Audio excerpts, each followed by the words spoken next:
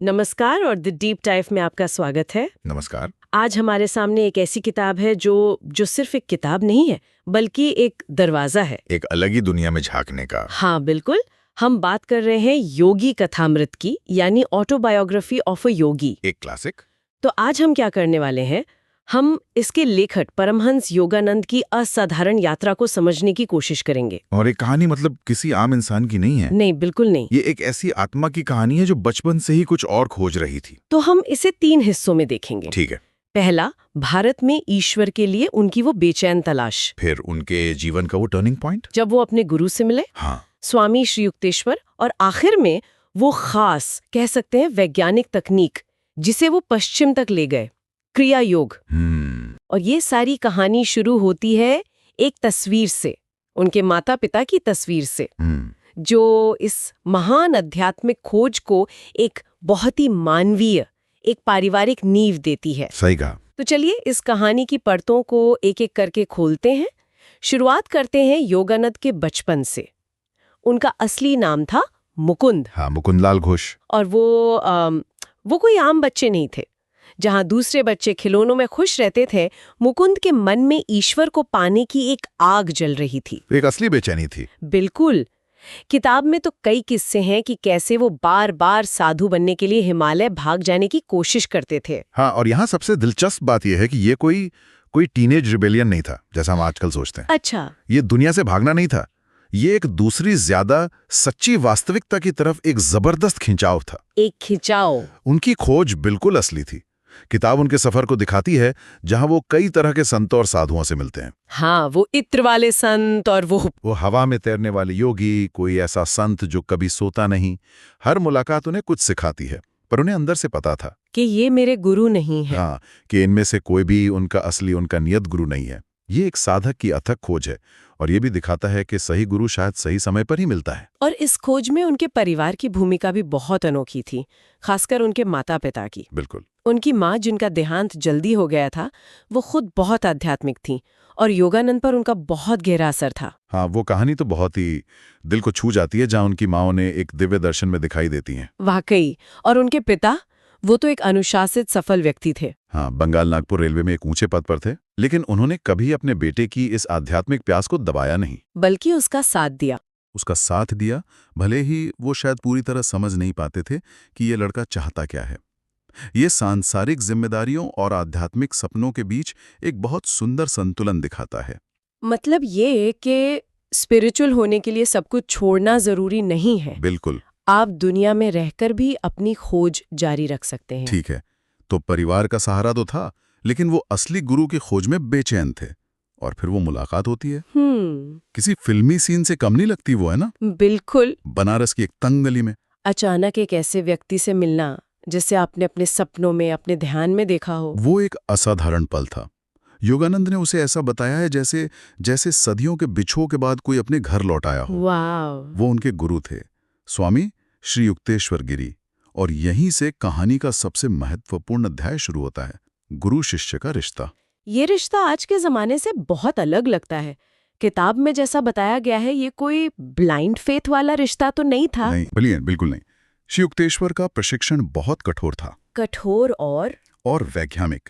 श्री युक्तेश्वर अक्सर योगानंद के अहंकार पर सीधी चोट करते थे। वो कहते थे, मेरी बात इसलिए मत मानो कि मैं कह रहा हूं, बल्कि इसे अपने अनुभव की कसौटी पर परखो। अच्छा। उन्होंने अनुशासन, तर्क और बिना शर्त के प्रेम, इन तीनों के जरिए सिखाया। उनका लक्ष्य एक और भक्त बनाना नहीं था, बल्कि एक गुरु तैयार करना था। हाँ, एक ऐसा गुरु तैयार करना था जो उनके काम को दुनिया भर में फैला सके। वो एक तरह से मिट्टी को तराश कर एक मूर्ति बना रहे थे। लेकिन यहाँ एक सवाल उठता है, आज के जमाने में क्या ऐसा गुरु शिष्य रिश्ता मुमकिन है? कई लोग इसे कंट्रोलिंग या बहुत ज्यादा ऑथोरिटेरियन भी कह सकते हैं। ये एक बहुत अच्छा सवाल है, और किताब के हिसाब से ये कंट्रोल नहीं बल्कि एक स्पिरिचुअल सर्जरी जैसा था। Spiritual surgery? हाँ, जैसे एक सर्जन मरीज की भलाई के लिए कड़वे फैसले लेता है, वैसे ही गुरु शिष्य के ईगो को काटने के लिए कठोरता दिखाता है। प्यार हमेशा पृष्ठभूमि में रहता था। मतलब एक सख्त प्यार। श्री युक्तेश्वर का प्रेम सख्त था लेकिन गहरा था। उनका उद्देश्य योगानंद को किसी पर निर्भर बनाना नहीं था, बल्कि उन्हें भीतर से स्वतंत्र बनाना था। वो उन्हें उनकी आंतरिक शक्ति का एहसास कराना चाहते थे। अरे, और वो कॉलेज वाली बात तो बहुत मजेदार है। हाँ हाँ। जब योगानंद सब कुछ छोड़कर आश्रम में ही रहना चाहते थे तो उनके गुरु ने उन्हें वापस भेज दिया कि जाकर अपनी कॉलेज की डिग्री पूरी करो। ये तो हमारी आध्यात्मिकता मतलब सब कुछ छोड़ दो वाली सोच के बिल्कुल उल्टा है। हाँ, और ये श्री युक्तेश्वर के दर्शन का सार है। वो पूर्वी ज्ञान को पश्चिमी अनुशासन के साथ मिलाना चाहते थे। उनका मानना था कि एक सच्चा योगी दुनिया से भागता नहीं, बल्कि दुनिया में रहकर अपनी जिम्मेदारियां निभाते हुए भी अंदर से मुक्त रहता है। अगर हम इसे एक बड़े परिप्रेक्ष्य में देखें तो ये रिश्ता इस किताब का दिल है। ये परंपरा की उस प्राचीन प्रथा को दिखाता है। परंपरा, इस शब्द को थोड़ा और समझाएंगे? जरूर। ये सिर्फ एक ट्रेडिशन नहीं है, इसे आप एक तरह की स्पिरिचुअल टेक्नोलॉजी ट्रांसफर समझिए। अच्छा, टेक्नोलॉजी ट्रांसफर। हाँ, जैसे एक सीनियर साइंटिस्ट अपने जूनियर को कोई जटिल फॉर्मूला या तकनीक सौंपता है, वैसे ही गुरु अपने जीवन भर के अनुभव और ज्ञान का सार सीधे शिष्य को देता है। ये ज्ञान किताबों से नहीं, बल्कि सीधे चेतना से चेतना में ट्रांसफर होता है। वाह! श्री युक्तेश्वर को ज्ञानावतार यानी ज्ञान का अवतार कहा गया है। उन्होंने योगानंद की भावुक भक्ति को ज्ञान की मजबूत नींव दी और उन्हें पश्चिम में उनके मिशन के लिए पूरी तरह तैयार किया। ठीक है, तो उन्होंने अपने गुरु से इतना कठोर प्रशिक्षण लिया, दुनिया में रहना सीखा और ज्ञान की एक मजबूत नींव भी पाई, पर आखिर इस सब की मंजिल क्या थी? वो कौन सी खास तकनीक थी जिसके लिए उन्हें तैयार किया जा रहा था? और यहीं हम कहानी के तीसरे और सबसे मुख्य हिस्से पर आते हैं, क्रियायोग। क्रियायोग। ये सारी तैयारी, ये खोज, ये कठोर प्रशिक्षण, ये सब इसी एक चीज की ओर ले जाता है। और किताब क्रियायोग को किसी धर्म या विश्वास प्रणाली की तरह नहीं, बल्कि एक वैज्ञानिक तकनीक के रूप में प्रस्तुत करती है। बिल्कुल। वैज्ञानिक तकनीक, ये शब्द बहुत ध्यान खींचता है। क्या मतलब है इसका? इसका मतलब है कि ये मानने पर नहीं, करने पर आधारित है। और ये वैज्ञानिक शब्द बहुत महत्वपूर्ण है। कैसे? आज के ज़माने में जहां हम बायो हैकिंग और माइंडफुलनेस ऐप्स की बात करते हैं, योगानंद 100 साल पहले ही आध्यात्मिकता को एक टेक्नोलॉजी की तरह पेश कर रहे थे। वाकई? वो कह रहे थे ये कोई अंधविश्वास नहीं है, ये आपके नर्वस सिस्टम को अपग्रेड करने का एक सिस्टम है। ये एक साइकोफिजिकल मेथड है। साइकोफिजिकल मतलब मन और शरीर दोनों पर एक साथ? हाँ, एक माइंड बॉडी टेक्निक जो सीधे शरीर की सूक्ष्म ऊर्जा और हमारी सांस पर काम करती है। ये सुनने में थोड़ा कॉम्प्लिकेटेड लगता है। क्या इसे और आसान शब्दों में समझा सकते हैं? बिल्कुल। इसे ऐसे समझिए, हमारा मन एक पंखे की तरह है जो हमेशा विचारों और भावनाओं की वजह से तेजी से घूमता रहता है। सही है। और इस पंखे को चलाने वाली बिजली है हमारी सांस और शरीर की जीवन ऊर्जा, जिसे प्राण कहते हैं। जब तक बिजली चालू है, पंखा घूमता रहेगा। बाकी आध्यात्मिक रास्ते पंखे की पंखुड़ियों को हाथ से रोकने की कोशिश करने जैसे हैं। बहुत मेहनत लगती है।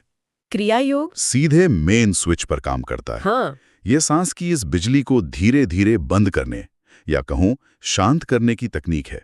जैसे ही बिजली का प्रवाह शांत होता है, पंखा अपने आप रुक जाता है और मन पूरी तरह शांत और स्थिर हो जाता है। और उस गहरी शांति में आप अपनी असलियत का, अपनी आत्मा का अनुभव कर सकते हैं। वाह, ये एनालॉजी तो कमाल की है। तभी किताब में इसे ईश्वर तक पहुंचने का हवाई जहाज का मार्ग कहा गया है। बिल्कुल। कि जैसे धीमी बैलगाड़ी के रास्ते भी होते हैं, जैसे भक्ति या ज्ञान के दूसरे मार्ग, लेकिन क्रिया योग को एक डायरेक्ट और फास्ट रूट बताया गया है। बिल्कुल, और इसके वैज्ञानिक होने पर जोर देना ही पश्चिम में इसकी सफलता का मुख्य कारण था। अच्छा। 20वीं सदी की शुरुआत में जब विज्ञान और तर्क का बोलबाला था, योगानंद लोगों से कुछ भी आंख बंद करके मानने को नहीं कह रहे थे। वो एक प्रैक्टिकल तरीका दे रहे थे। हाँ, और कह रहे थे यह एक तकनीक है, इसे करो और खुद देखो कि परिणाम क्या होता है। यह स्पिरिचुअलिटी और प्रैक्टिकल साइंस के बीच का पुल है। ये लोगों को पैसिव बिलीवर होने की बजाय एक्टिव एक्सपेरिमेंटर बनने का न्योता था। बिल्कुल। एक मिनट, मुझे यहाँ एक बात पूछनी है। आप कह रहे हैं कि क्रिया योग श्वास से जुड़ा है, तो क्या ये आज के ब्रेथ वर्क ट्रेंड्स जैसा ही है जो आजकल बहुत पॉपुलर है, या ये उससे कुछ अलग है? यह एक बेहतरीन सवाल है।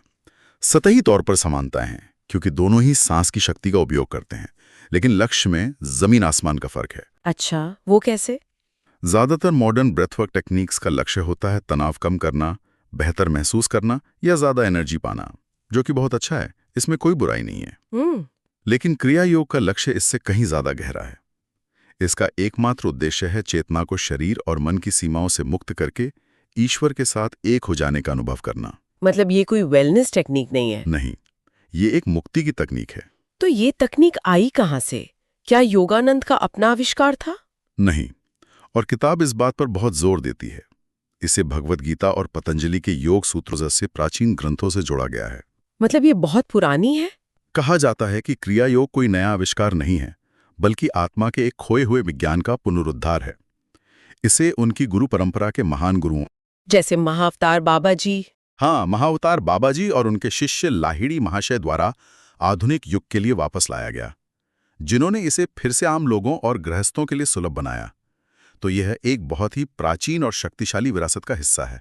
तो अगर हम इस पूरी यात्रा को देखें, एक छोटे लड़के की ईश्वर के लिए बेचैन खोज से शुरू होकर एक आदर्श गुरु को पाने, कठोर प्रशिक्षण से गुजरने और फिर आत्म साक्षात्कार के लिए एक वैज्ञानिक तरीका हासिल करने तक का सफर। हाँ, तो योगी कथामृत सिर्फ एक बायोग्राफी नहीं है, यह हर आध्यात्मिक साधक के लिए एक रोड मैप की तरह है, एक गाइड बुक। सही कहा।